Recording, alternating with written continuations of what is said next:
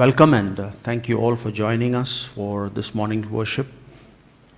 మరి ఉదయకాల సమయంలో ఆరాధనకు వచ్చిన మీకు అందరికీ మరొకసారి నేను స్వాగతం తెలియజేస్తున్నానండి.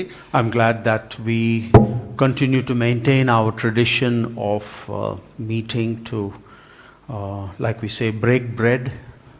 మరి రొట్టె విరుచుటకు కూడి ఉండే ఆ యొక్క సాంప్రదాయాన్ని మనం ఇంకా కొనసాగిస్తున్నందుకు సంతోషం. To be able to have communion together and to enjoy a meal as was done in the early church. ఆది సంఘంలో వారు అట్లనే రొట్టె విరిచి ఆ యొక్క పాత్రను పానం చేసిన తర్వాత భోజనాలు చేసుకున్నట్టుగా ఆ సంప్రదాయం మనకు కూడా కొనసాగుతుంది. సంతోషం. Okay. You are the salt of the earth. That's the title I have taken for my message today. ఈ యొక్క చదవబడిన వాక్య భాగం నుంచి ఉన్న వచనం నుంచి శీర్షిక ఏమిటంటే మీరు లోకమునకు ఉప్పై ఉన్నారు. This passage in scripture has been preached on many a times. చూసారా, ఈ యొక్క మరి వాక్య భాగం ఏదైతే ఉందో ఇది చాలా సార్లు మనం వినిన వాక్యమే, ప్రసంగాలు వినిన వాక్యమే. Many churches use this passage very often in preaching God's message. దేవుని యొక్క వర్తమానములు తెలియజేయడానికి అనేక సంఘాలలో ఎక్కువ సార్లు ఈ వాక్యాన్ని వారు ఉపయోగిస్తూ ఉంటారు. Some of the things I say may be a repetition, you may have heard, but let's hope that it will come to us in a fresh manner. కాబట్టి మరి నేను చెప్పుచున్న విషయాలు మీరు ఇంతకు ముందే వినినట్టుగా ఉండి ఉండవచ్చును, మరి ఏదైనా ఒకటి రెండు నూతన విషయాలు ఉండవచ్చును. So what I'll do is I want to make some general comments about the passage.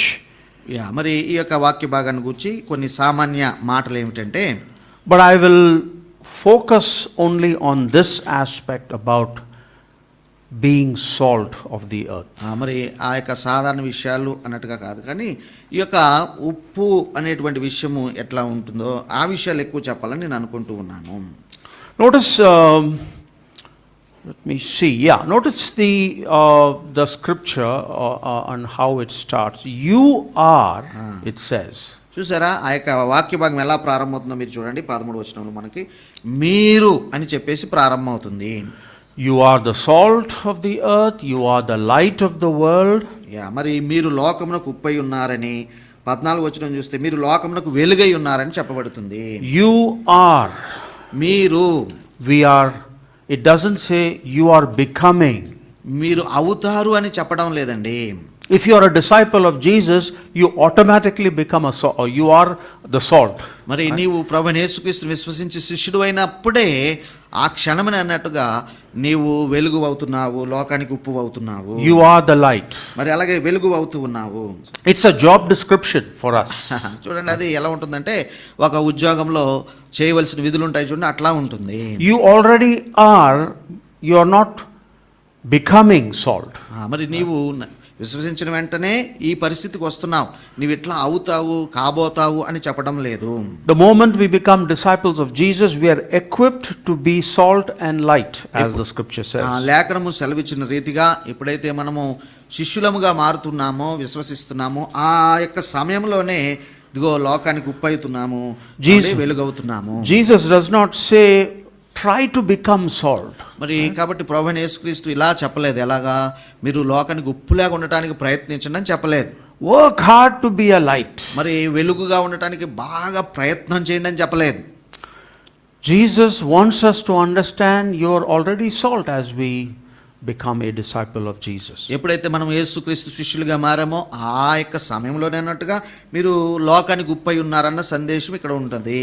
You may have heard or rather read this or heard this particular phrase. మరి బహుశా మీరు ఇక్కడ చూపించబడిన వాక్యము మీరు ఇంతకుముందు చదివి ఉండొచ్చు, లేకపోతే మీరు దాన్ని తెలిసిన వారై ఉండవచ్చు. God qualifies the called, not calls the qualified.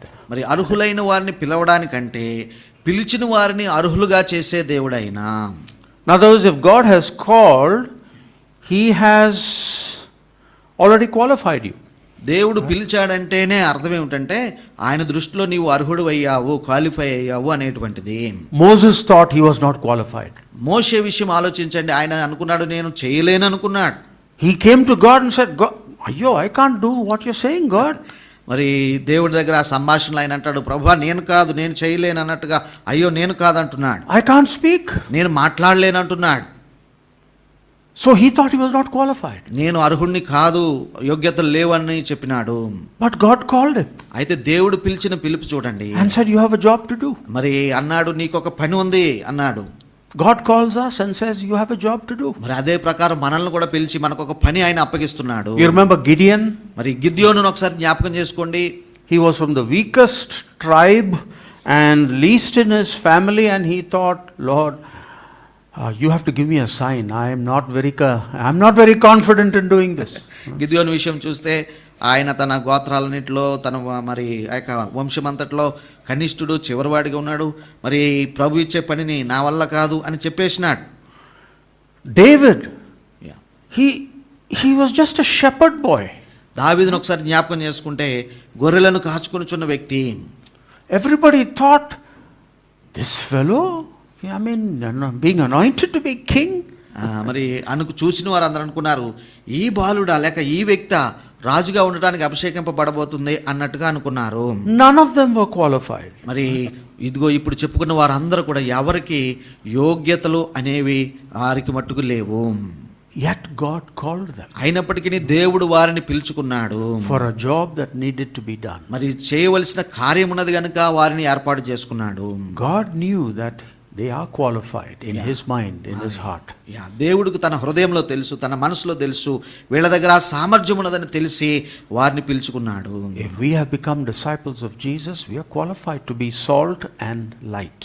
చూడండి, మనం కూడా ప్రభువైన యేసుక్రీస్తు వారికి శిష్యులుగా ఉండగలిగితే మనలో కూడా సామర్థ్యం ఉన్నదని, ఎందుకు సామర్థ్యం, ఉప్పు అవడానికి, వెలుగు అవడానికి సామర్థ్యం ఉన్నదని అని చెప్తున్నారు. It's like what Pastor Praveen was reminding us last week. మరి పోయిన వారం కూడా పాస్టర్ ప్రవీణ్ గారు మనకు జ్ఞాపకం చేసిన రీతిగా, talking about the Sermon on the Mount, Jesus says, blessed are you.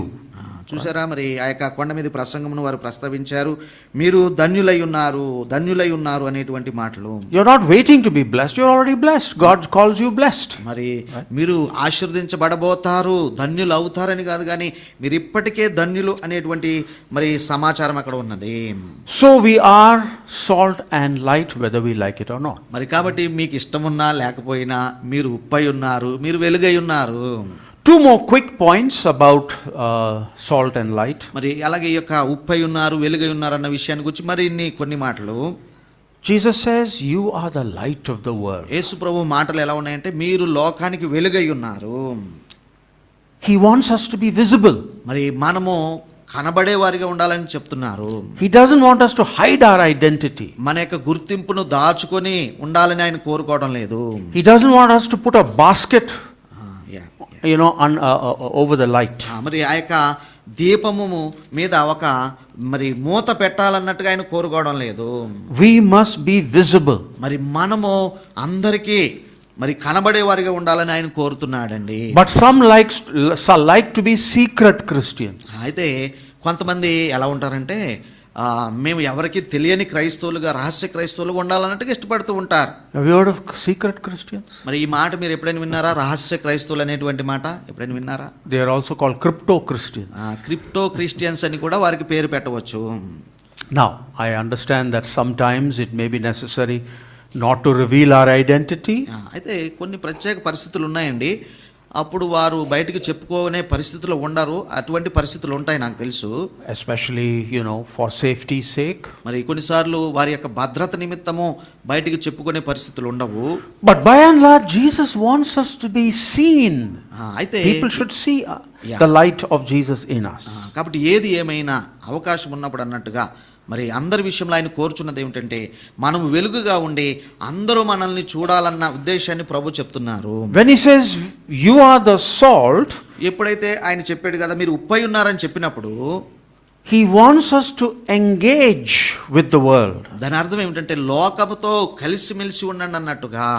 Salt is good only if it engages with the food. మరి చూసారా, ఉప్పు స్వభావం మీకు తెలుసు కదా, అది దేనిలోనైనా కలిస్తేనే దాని గుణం మంచిగా ఉంటుంది. Salt is not good if it has no contact with the food. మరి కాబట్టి ఆహారంలో కలపని ఉప్పు అది మనము ఎందుకు ఉపయోగించలేము. We make a difference only if we are engaged with the surroundings. మరి కాబట్టి మనము కూడా మన యొక్క చుట్టుపట్ల ఉన్న విషయాలతో లేదంటే మనుషులతో అన్నట్టుగా కలిసిమెలిసి ఉంటేనే మనకు మరి ఆ యొక్క ప్రాధాన్యత ఉంటుంది, మంచి అవుతుంది. So I want us to notice the relational, what you say, the relational element. Salt and light has to relate. కాబట్టి ఇట్లాగూ ఉప్పై ఉండండి, వెలుగై ఉండండి అనేటువంటి విషయంలో ఇంకా ఏ సంబంధం ఉందో చూద్దాం. Okay, so Jesus says, you are the light of the world, you are salt of the earth. మరి చదవబడినట్టుగా మీరు లోకమునకు ఉప్పై ఉన్నారు, మీరు లోకమునకు వెలుగై ఉన్నారు కదా. Now why, as I said, I'm going to focus more on the salt aspect. మరి అయితే ఉప్పును గుర్చే మరికొన్ని మాటలు నన్ను చెప్పనీయండి. Why does Jesus say you are the salt of the earth? అసలు ప్రభు ఎందుకు మీరు లోకానికి ఉప్పై ఉన్నారు అని చెప్పి ఉండవచ్చును. Now there are many ways we can look at this, many characteristics that applies to us as Christians. మరి ఒక క్రైస్తవులుగా మనము ఇందులోంచి నేర్చుకోదగిన, అన్వయింపుకోదగిన అనేక విషయాలు ఇందులో ఉన్నాయి. I'll just want to look at two aspects or the characteristics of salt. అయితే ఈ సమయంలో నేను ఒక రెండు మరి లక్షణాల విషయం మాత్రము ప్రస్తావించాలని నేను కోరుకుంటున్నాను. The first thing that comes to mind, and it should, even from history, salt was used as a preservative. మరి ఆ యొక్క చరిత్ర ప్రకారము ఏమంటే చూసినట్లయితే ఈ యొక్క ఉప్పు మరి నిల్వ చేయుటకు సహకరించేదిగా ఉన్నది. Salt was used to preserve meat, fish and other food substances. మరి కాబట్టి ఆహార పదార్థాలు, అది మాంసం కావచ్చు, చేపలు కావచ్చు, వాటిని నిల్వ చేయుటకు ఉప్పును వాడుతున్నారు, ఇప్పటికీ వాడుతున్నారు కదా అన్నట్టుగా. When Jesus used this analogy, the people very clearly understood why he was using that. కాబట్టి యేసు ప్రభు ఈ మాటలు ఆయన నోరార వినిన వారు ఏంటబ్బా ఈయన ఇట్లా చెప్తున్నాడని ఆశ్చర్యపోయి ఉండవచ్చును. Salt was very precious, especially in those times, in the times of Jesus. మరి యేసు ప్రభు వారి కాలంలోనండి ఉప్పు అనేది చాలా ముఖ్యమైన వస్తువు. History says that the Roman soldiers were paid in salt. చూసారా, చరిత్రను మీరు చూసినట్లయితే ఈ రోమా ప్రభుత్వపు సైనికులకి ఉప్పునే జీతంగా ఇచ్చేవారు. So it's interesting, he said జీతం. The word salt leads to salary. Salary, yes. Okay, మరి జీతంగా ఇచ్చేవారండి. ఆ యొక్క సాల్ట్ వాళ్ళకి జీతంగా ఇస్తుంటేనే మనకు ఇంగ్లీష్లో ఉన్న శాలరీ అనే పదం వచ్చింది. It was a precious ingredient. చూసారా, అంతటి ప్రాముఖ్యమైన వస్తువుగా ఉప్పు ఉండేది. Salt preserves. కాబట్టి అయితే మనం చూస్తున్న లక్షణం ఏమిటంటే అది నిల్వ చేస్తుంది. God wants us to preserve. మరి దేవుడు మనము కూడా వేరే వాటిని కాపాడాలన్నట్టుగా, రక్షించాలి, భద్రపరచాలన్నట్టుగా కోరుతున్నాడు. God wants to preserve the earth from destruction. చూడండి, ఈ లోకము నాశనమైపోకుండా కాపాడాలన్నది ఆయన ఉద్దేశమై ఉన్నది. God is a preserver. మరి దేవుడు కూడా భద్రపరచువాడు కదా. He's not a destroyer. ఆయన నాశనములు గావించేవాడు కాదు కదా. He had plenty of reasons to destroy the earth. మరి లోకాన్ని నాశనం చేయడానికి ఆయనకు ఎన్నో కారణాలు ఉన్నప్పటికీ, from the times of Lot and Noah and Moses, you remember how many times God wanted to destroy the earth?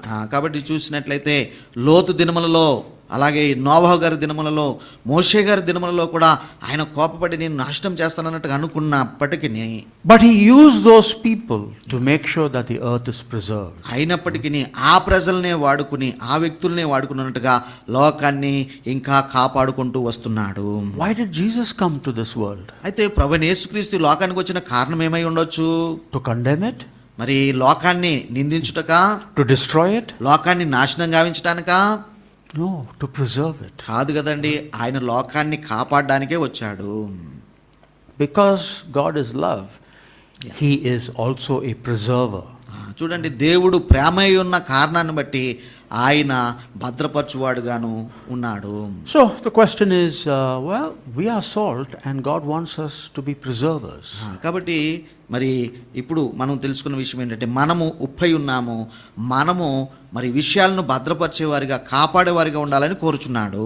The most obvious way is to maintain the faith. మరి ఈ ఇట్లా విశ్వాసమును కాపాడుకునే విషయంలో అన్నట్టుగా, not losing the faith, మరి విశ్వాసాన్ని మరి భద్రపరచుకోవాలి, దాన్ని పోగొట్టుకోకూడదు. not abandoning the faith. మరి విశ్వాసాన్ని ఉన్నట్టుగా విడిచిపెట్టేసే వారు ఉన్నారు, అట్లా చేయకూడదు. Some people, and especially some of the young people, are not coming to faith or losing the faith. మరి చూడండి, కొంతమంది కొన్నిసార్లు మనం వింటూ ఉంటాం, ముఖ్యంగా యవనస్తులు, అతడు ఇప్పుడు విశ్వాసంలో లేడండి, విడిచిపెట్టేసాడండి అన్నట్టుగా మనం వింటూ ఉంటాం. I heard recently that somebody said, I'm leaving Christianity because Christians are all hypocrites. మరి ఇటీవలి కాలంలోనే ఎవరో నాతో చెప్పారు, క్రైస్తవులంతా వేషధారులు లేరు కాబట్టి నేను ఇక మీ దగ్గరికి రాను, విడిచిపెట్టేస్తున్నానని చెప్పాడు ఒక ఆయన. But we are called to retain the faith, preserve the faith, so we can preserve the world. కాబట్టి అయినప్పటికీ నీవు నేను ఉప్పై ఉండి విశ్వాసాన్ని కాపాడుకుంటూ అన్నిటినీ భద్రపరచాలన్న ఉద్దేశంతో మనకి కోరబడుచున్నాము. But when we are maintaining the faith, we must behave like, or be the people of God and behave like the people of God. కాబట్టి ఎప్పుడైతే విశ్వాసాన్ని కాపాడుకుంటూ ఉన్న ప్రజలుగా ఉన్నామో అట్లాంటి ప్రవర్తనతోనే కూడా ఉండాలని మనం కోరబడుచున్నాము. Our faith is not just intellectual, but it is, it translates into action. కాబట్టి విశ్వాసము ఏమంటే నమ్మినట్టుగా జ్ఞాన సంబంధంగానే ఉండిపోకూడదు, అది క్రియారూపంలో అన్నట్టుగా, లేదంటే ఆ యొక్క విషయాల రూపంలో అది కనబడుతూ ఉండాలి. Let's take one aspect of our behavior. కాబట్టి ప్రవర్తన అనుకున్నాం కదా, ప్రవర్తన యొక్క ఒక కోణాన్ని నన్ను చెప్పనియండి. How do we use our conversations for preservation? కాబట్టి మన సంభాషణలు ఉన్నాయి చూడండి, ఇవి మరి కాపాడే విధంగా ఉంటున్నాయా?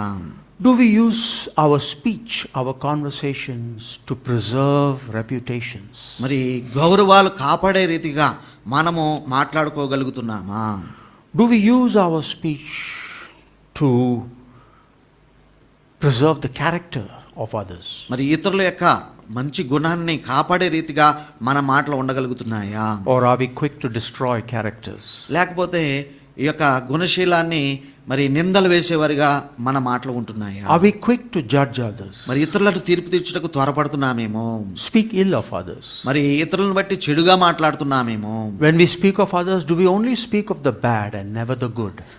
చూడండి, మానవ సహజం ఏంటంటే ఇతరుల గురించి చెప్పాలంటే ముందు చెడునే ఎక్కువ మంది మాట్లాడుతుంటారు, మంచి జ్ఞాపకం రాదు ఆ సమయంలో అన్నట్టుగా.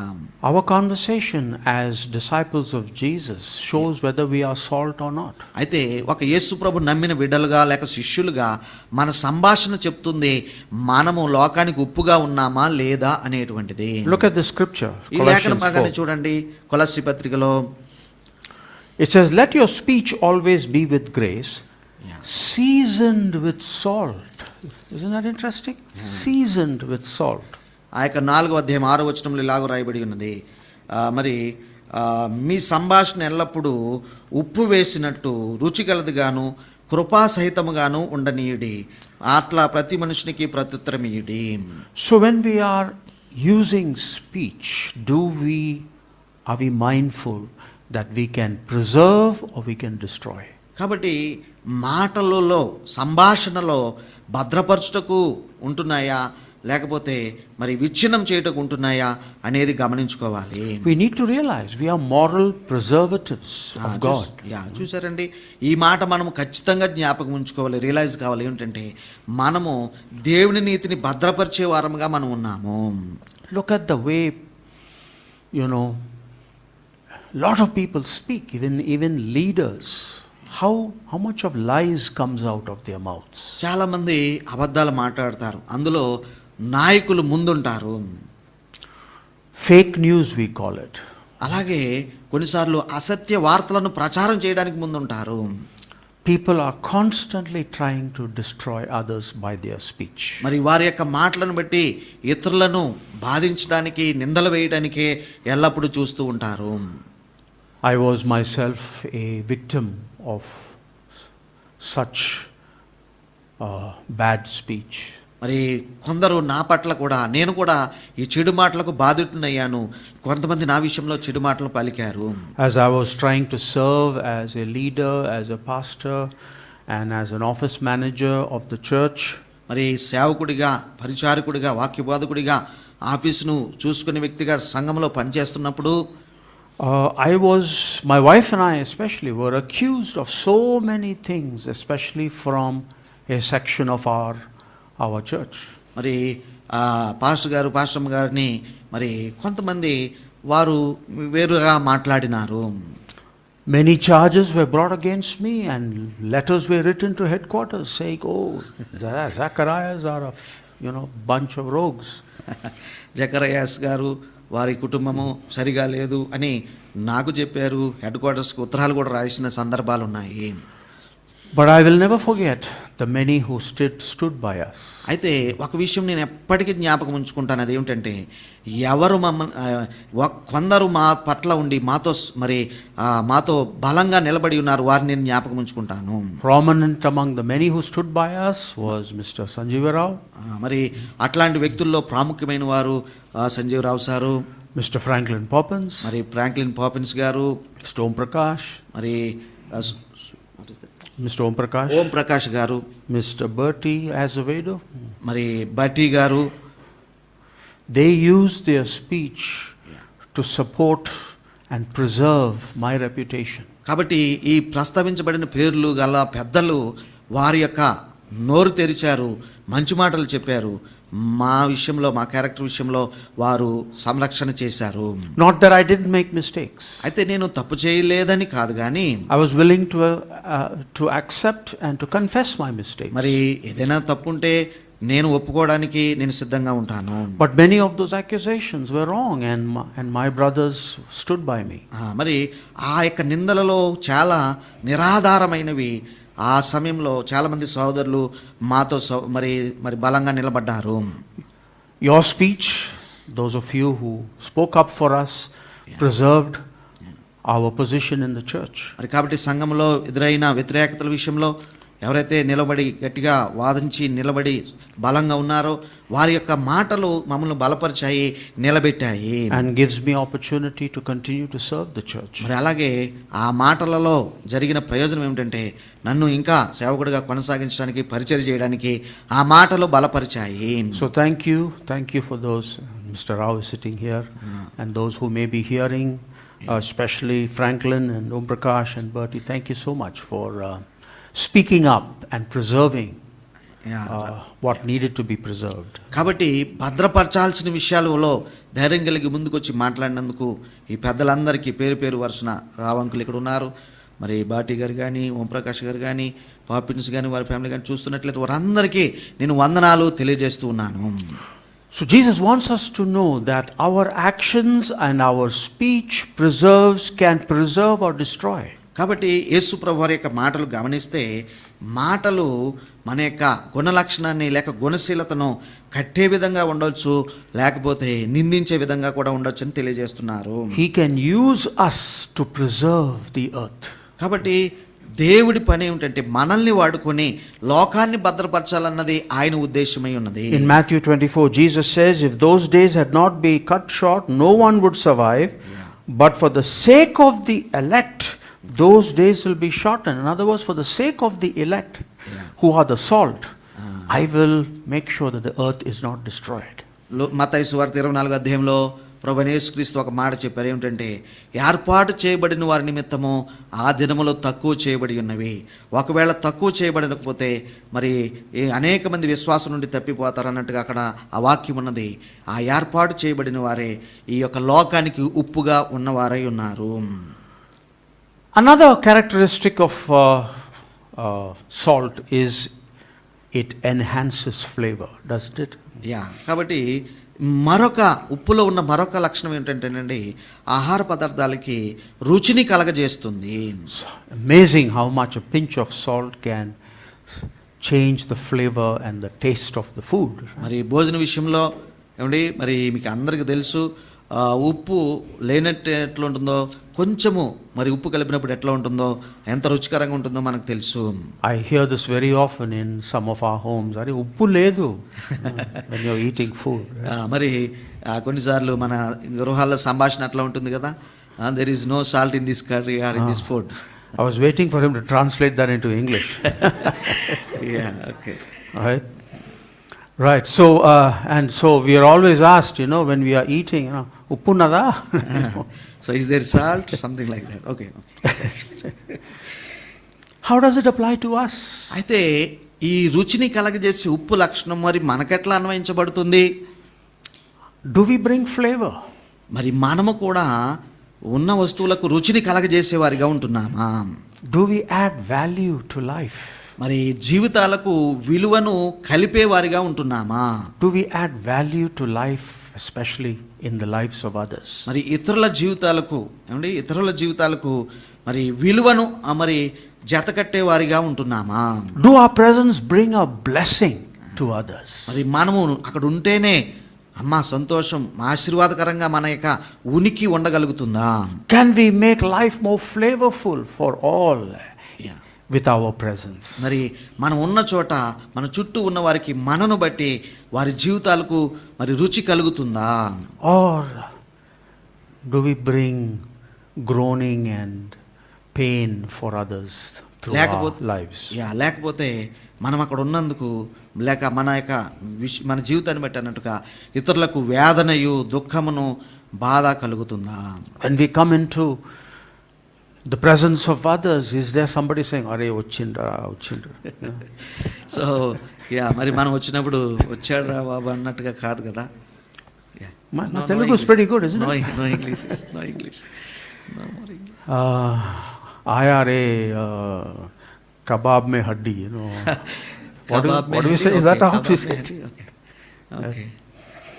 వచ్చాడురా బాబు బాధించేవాడు అన్నట్టుగా మన పని ఉంటే కాదు కదా. Do we bring flavor to our community? అయితే మన చుట్టూ ఉన్న సమాజానికి మనతో ఉన్న వారికి అన్నట్టుగా విలువను తెచ్చేవారిగా మనం ఉండాలనేది ఈ యొక్క ఉప్పు నేర్పిస్తూ ఉంది. Do we make faith attractive to others? కాబట్టి మనము కలిగి ఉన్న విశ్వాసాన్ని బట్టి ఎవరైనా మన వైపు ఆకర్షించబడగలుగుతున్నారా? Or do we bring a bad name to the Christian faith? లేకపోతే మనం విశ్వాసం కలిగి ఉన్నాము, మన విశ్వాసాన్ని బట్టి చూచిన వారు మరి క్రైస్తత్వాన్ని గూర్చి చెడుగా అనుకుంటున్నారా? Look at the way some Christians are behaving and bringing such a bad name to the Christian faith. కొంతమంది క్రైస్తవుల జీవితాలు మీరు పరిశీలన చేస్తే వారి యొక్క మరి జీవితాలను బట్టి క్రైస్తత్వానికే చెడ్డ పేరు వస్తున్న సందర్భాలు విషయాలు మనం వింటున్నాం కదా. So our motto is blessed to bless or become a blessing, right? కాబట్టి మన జీవిత లక్ష్యం ఏమై ఉండాలంటే నీవు ఆశీర్వదింపబడ్డావు, నీవు ఇతరులకు ఆశీర్వాదకరంగా ఉండాలి. So we have to ask, are we a blessing to our community? That is individually and collectively are a blessing to the community around us? కాబట్టి మనము ఎవరికి వారే ప్రశ్నించుకోవాలి ఏంటంటే నేను నా చుట్టూ ఉన్న వారికి, నాతో ఉన్న వారికి, నా సమాజానికి నేను ఆశీర్వాదకరంగా ఉండగలుగుతున్నానా లేదా అనేది. At our workplaces are we being a blessing? మరి మన యొక్క పని స్థలాల్లో మనం ఒక ఆశీర్వాదకరంగా ఉండగలుగుతున్నామా ప్రశ్నించుకోవాలి. Look at this scripture in the book of Mark chapter 9. మరి మార్కు సువార్త 9వ అధ్యాయంలో రాయబడిన ఈ వాక్య భాగాన్ని కూడా మనం చూద్దాము. Salt is good, but if the salt has lost its saltiness, wherewith will it be seasoned? We'll talk about that, but notice the later part.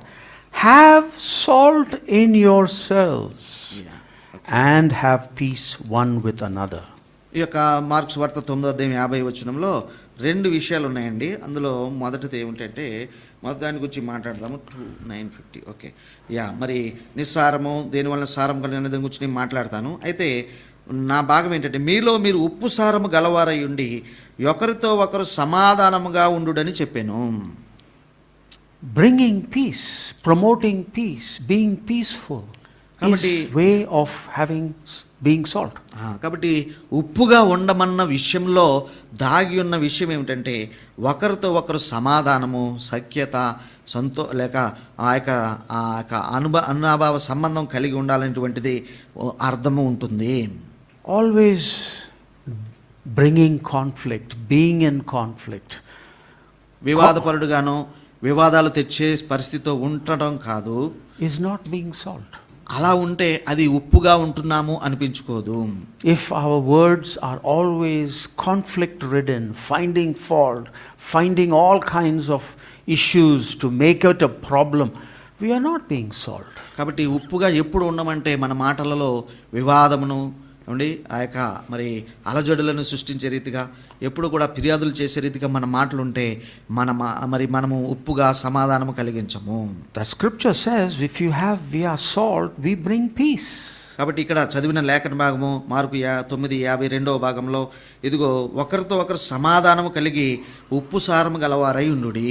So we have to ask that question, am I bringing peace, am I promoting peace, or am I promoting more and more conflict? కాబట్టి మనకు మనమే ఎవరికి వారే అన్నట్టుగా ఈ ప్రశ్న వేసుకోవాల్సిన అవసరం ఉన్నది ఏమిటంటే, నేను సమాధాన పరిస్థితిని కలగజేస్తున్నానా లేదా అనేటువంటిది. But let's go to that earlier part and that caution, that warning that is given to us in the scripture. ఆ యొక్క లేఖన భాగంలో ఉన్న మొదటి భాగాన్ని మరొక భాగాన్ని మనం చూద్దాము.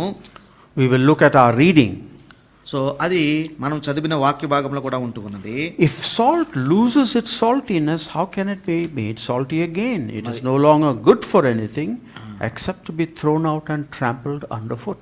కాబట్టి ఉప్పు నిస్సారమైతే అది దేని వలన సారము పొందును, అది బయట పారవేయబడి మనుషుల చేత త్రొక్కబడుటకే గాని మరి దేనికిని పనికిరాదు. What can we learn from this very, very sober warning? మరి ఇది ఎంతో గంభీరమైన హెచ్చరికగా ఉన్నది. దీంట్లోంచి మనం ఏమి నేర్చుకోవచ్చు?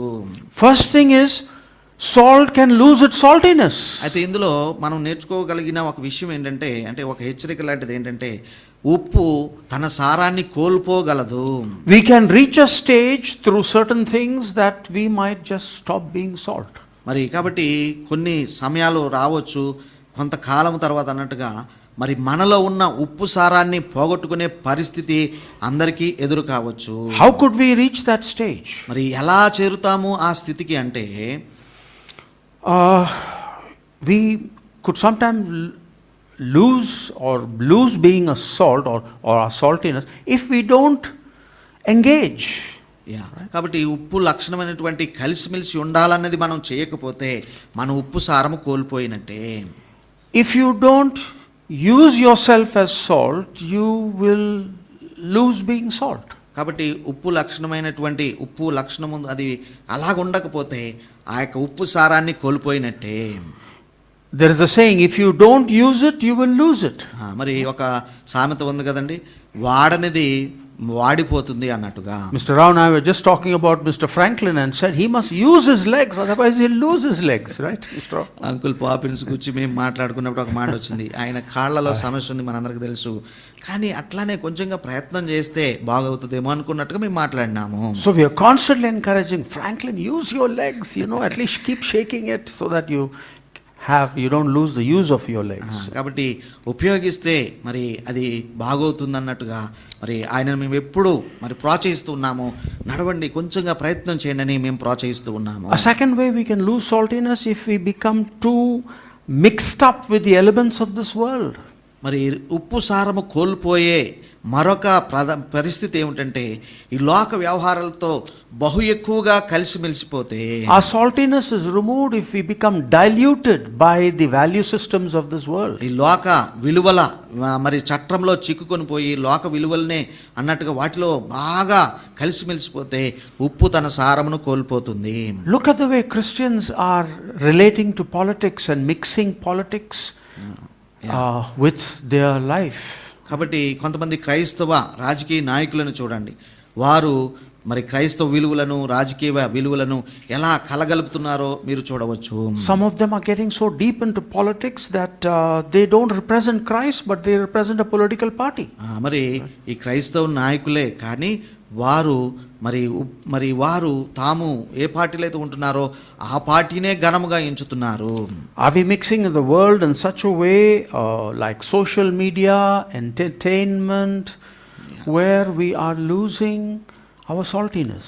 కాబట్టి మరొక హెచ్చరిక ఏంటంటేనండి, ఈ మాధ్యమాలు ఉన్నాయి చూడండి, సామాజిక మాధ్యమాలు అండి, ఈ యొక్క విషయాలలో వాటితోనే ఎక్కువగా మిళితమైపోతూ సమయాన్ని గడుపుతూ మనకున్న ఉప్పు సారాన్ని పోగొట్టుకుంటున్నామేమో. Let me conclude with a story.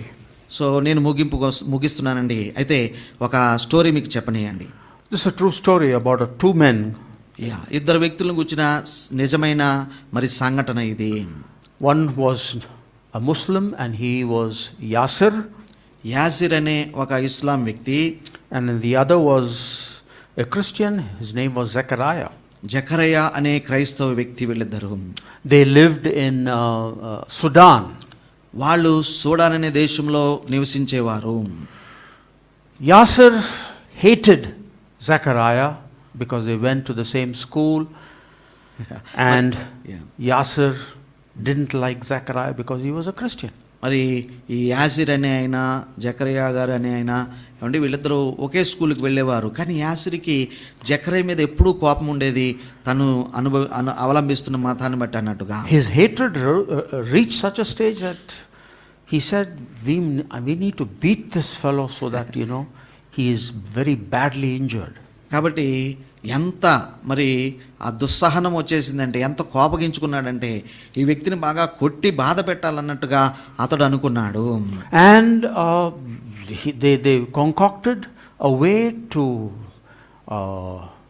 corner this man, and 2 or 3 of them beat him up so much, almost till he was at the point of death. మరి వాళ్ళు మరి ఒక మార్గాన్ని కనుగొన్నారు, లేదంటే ఒక ఉపాయం పన్ని మరి అతడు చచ్చేటంతగా కొట్టాలన్నట్టుగా ప్రణాళిక వేశారు. And after that they never met. Zechariah was, never came back to the school, and they lost contact. మరి అయితే కొన్ని దినాలు అయిపోయింది, వారు మరి వేరైపోయారు. అసలు కొన్నాళ్ళు ఈ యొక్క జకరేస్ అనే అబ్బాయి అసలు స్కూల్కే రాలేదు. 25 years later, Yasser was attending some conference. అయితే డౌన్ ది లైన్ 25 సంవత్సరాలు యాసిర్ గారు ఇట్లాంటి ఒక కాన్ఫరెన్స్లో ఉన్నారు. Somebody came up to him and said, do you remember me? మరి అట్లా కాన్ఫరెన్స్లో కూర్చున్న యాసిర్ దగ్గరికి ఎవరో వచ్చి, నేను నీకు గుర్తున్నానా అని అడిగారు. And Yasser said, I can't remember you. మరి యాసిర్ ఉన్నట్టుగా చెప్పాడు, నేను నిన్ను గుర్తుపట్టలేకపోతున్నానని చెప్పేశారు.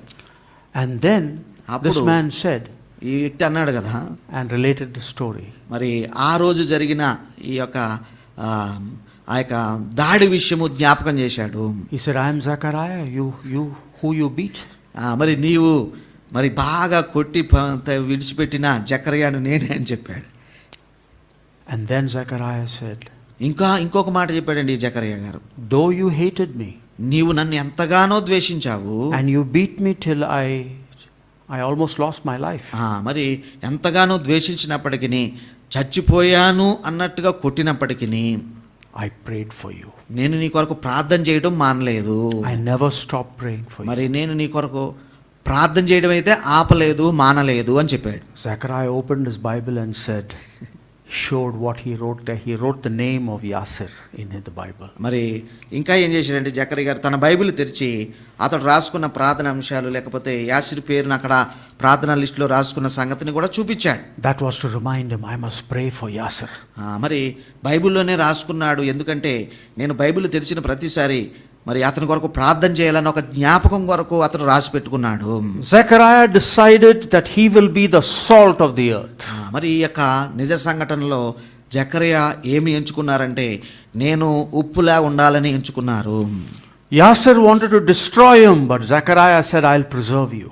మరి యాసిరేమో నాశనం గావించాలని, విచ్ఛిన్నం చేయాలని అనుకుంటే, జకర్యా ఏమనుకున్నారంటే, నేను భద్రపరుస్తాను, కాపాడుతాను అనుకున్నాడు. He decided to be salt and light for Jesus in the life of Yasser. మరి యాసిరు తనకు కీడు చేసినప్పటికీ యాసిరు పట్ల ఉప్పుగాను వెలుగుగాను ఉండటానికే జకర్యా నిర్ణయించుకున్నారు. By showing love in return. మరి తాను ద్వేషాన్ని పొందుకున్నాడు, కానీ దానికి ప్రతిగా ప్రేమను చూపించడం ద్వారా ఈ విషయాలు అతడు చేయగలిగాడు. God's power, దేవుని శక్తి అండి, is seen in loving our enemies. ఏమంటే దేవుని శక్తి మన జీవితాల్లో ఎప్పుడు కనబడుతుందంటే, ప్రత్యక్షమవుతుందంటే, మన శత్రువులను మనము ప్రేమించగలిగినప్పుడే. Yasser today is Reverend Yasser Eric. మరి అక్కడ స్కూల్లో ద్వేషించిన ఆ వ్యక్తి ఇప్పుడు పెద్దవాడై రెవరెండ్ యాసిర్ ఎరిక్ అనే పేరున అతడు ఉన్నాడు. He's a bishop of the Global Anglican Church. Bishop of global Anglican చర్చ్కి మరి అధ్యక్షుడిగా అతడు ఉంటున్నాడు. Zechariah decided to preserve rather than destroy. మరి కాబట్టి జకర్యా ప్రతీకారం తీర్చుకోలేదు, కానీ ఏమండి నేను మరి భద్రపరుస్తాను, కాపాడుతాను అన్నట్టుగా జకర్యా నిర్ణయించుకున్న కారణాన్ని బట్టి this man came to faith because of various things in his life. మరి కాబట్టి ఇతడు ప్రార్థన చేశాడు, ఏ పరిస్థితులు గుండా ఎలా వచ్చాడో మనకు తెలియదు, కానీ ఇతడు విశ్వాసి అయినాడు, సేవకుడైనాడు అన్నట్టుగా. May I lead you in the Holy Communion at this time.